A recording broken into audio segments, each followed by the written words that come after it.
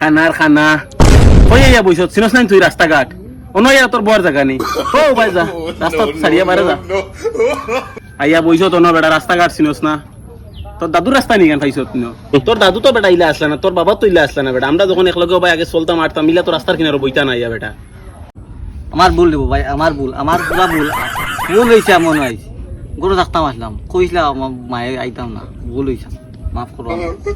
যা যা যা ও ঠিক আছে, এখন ঠিক আছে, ওলা যা বাড়ি যা, সোজা যা। 20 minutes later.